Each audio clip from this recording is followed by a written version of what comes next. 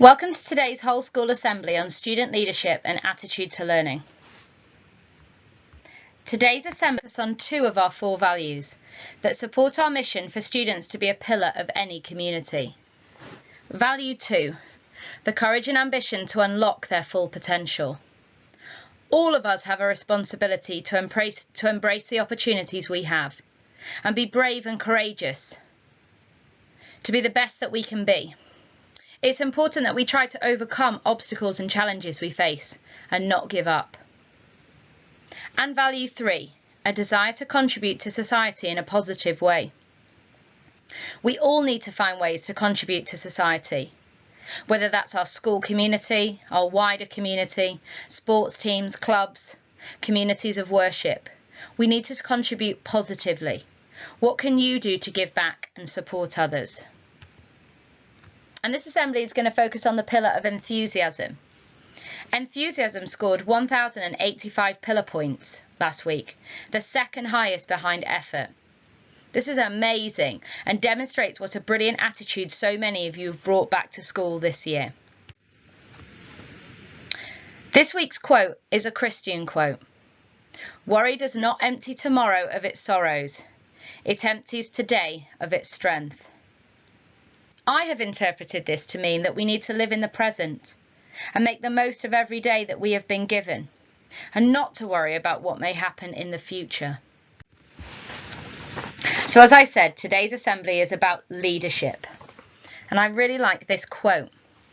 Leadership is about inspiring people to do things they never thought they could. Inspiring. That means changing someone else's life by your actions. That is quite something. So today I want to focus on current young people and young adults who are demonstrating how their leadership on issues that are important to them are making a difference to other people's lives, both now and in the future. So my first example is Greta Thunberg. Greta is a 17-year-old girl from Sweden, and she is a prominent environmental activist. She's spoken to some of the most powerful leaders in the world about how the world is facing an existential crisis from climate change. In August 2018, she started the School Strike for Climate campaign, which became known as Fridays for Future.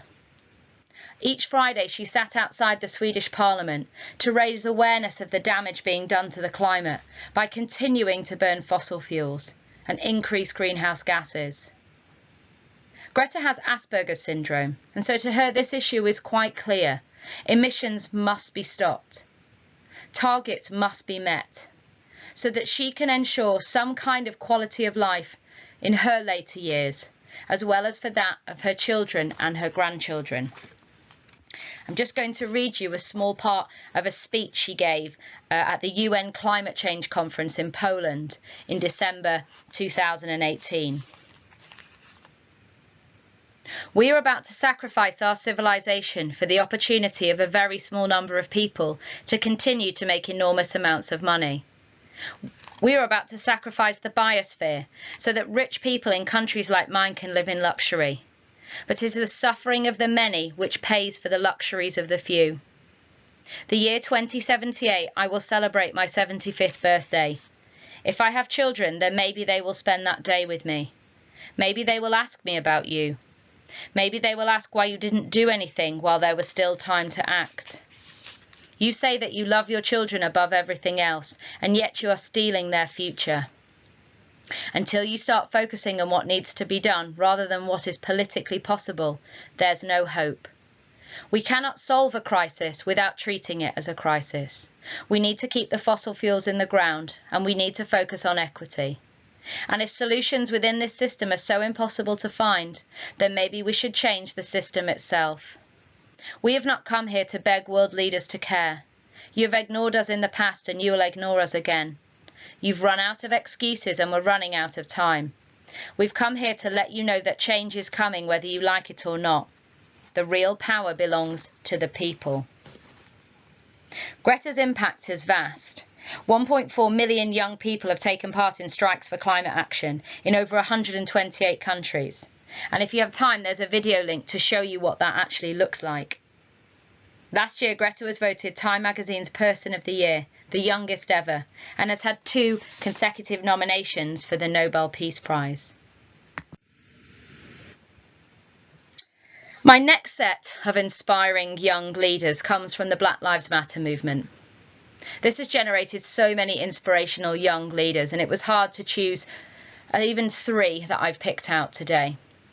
I'm going to start with Chelsea Miller and her friend Nyala Adari, both 23 years old, both ex-Columbia University students. They felt that there was a significant lack of leadership for young people in this area, and they started Freedom March NYC. This is a non-violent youth-led civil rights organisation for their generation.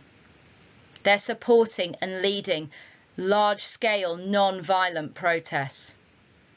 They're interested in long-term policy reform, and they're campaigning large and proudly about black people, young black people coming out to vote in the 2020 US presidential elections and the 2021 New York City mayoral race.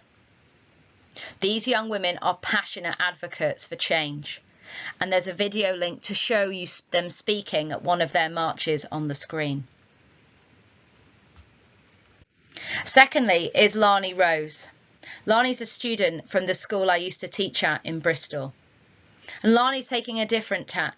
She's using art and creativity to carry on the message and the communication around the Black Lives Matter movement in Bristol.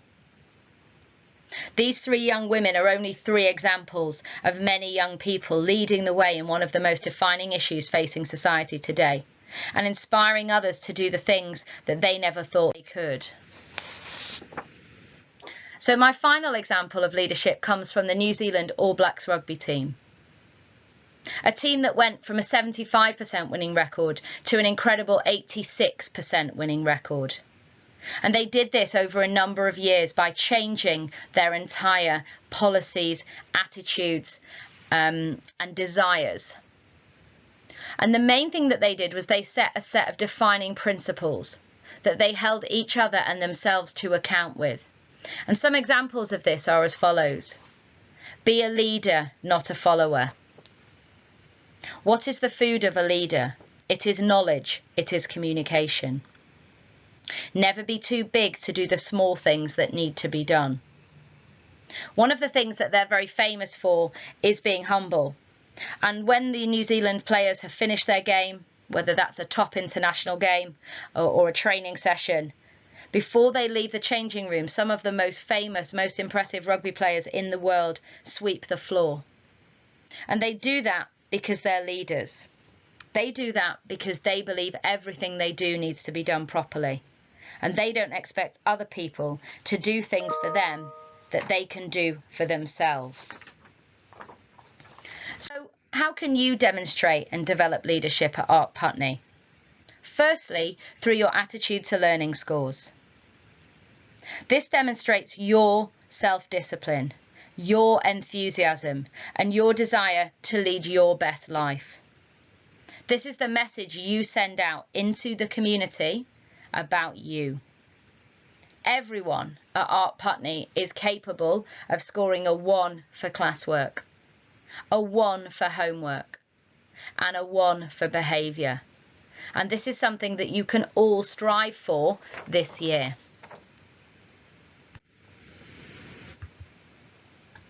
Secondly, if you are interested in leadership at Ark Putney and you want to be part of the wider leadership and change of our academy, then consider the following questions.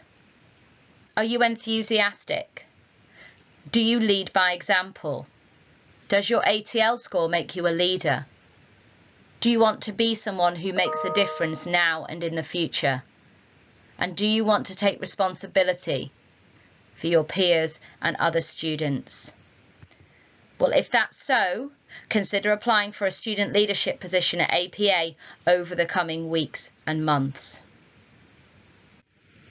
And so to finish, let's end with this quote.